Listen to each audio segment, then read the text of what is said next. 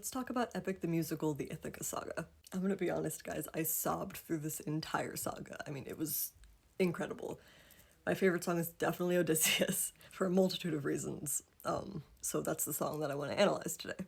There were so many clever references that served the story and the characters so well, and this genius role reversal going on with Antinous and the suitors.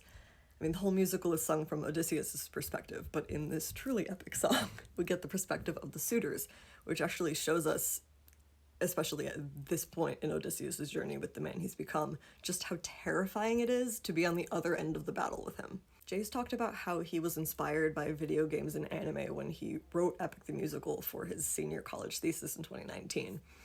So it's only fitting that each foe that Odysseus goes up against feels like a video game boss battle. But I didn't expect Odysseus himself to be the final boss. I think that's really cool. Okay, finally onto the first big reference. This is actually one that I haven't seen other people talking about, but in the beginning of the song Odysseus, there is this chanting. They're chanting Odysseus in the background, which is absolutely parallel to the chanting of Polyphemus in the background in the Cyclops saga, which is very fitting because the Cyclops and Odysseus would be the first boss battle and the final boss battle. The fact that he is mirroring this merciless foe also speaks deeply to the man that he's become after everything that he's gone through. Listen to what I'm talking about. I have had enough.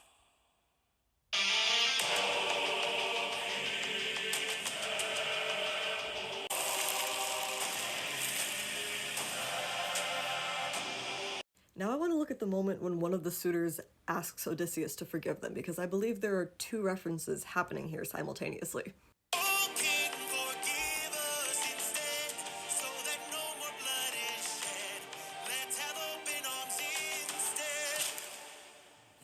So this is a clear reference to Open Arms, the song from the Troy Saga sung by Polites, which is very much a sore spot for Odysseus.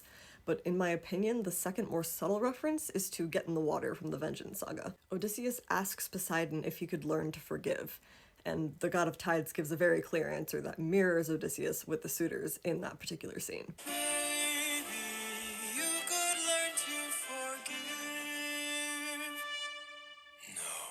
I don't know, to me that feels intentional.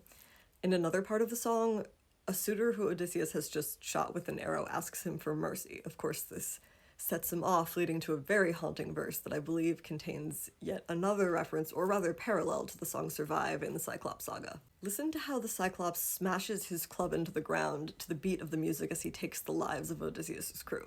What are our orders? Captain! Captain!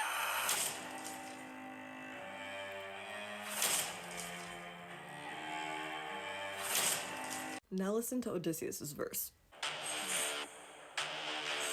Mercy. Mercy. My mercy is long since drowned. It died to bring me home.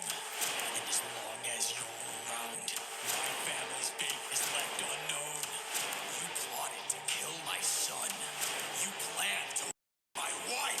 All of you are going to die. And of course there's the lyric, "My mercy has long since drowned," a specific choice of wording which is giving reference to Poseidon and what he took from Odysseus as well as what he turned him into.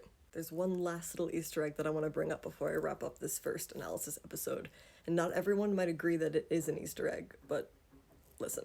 Where is he?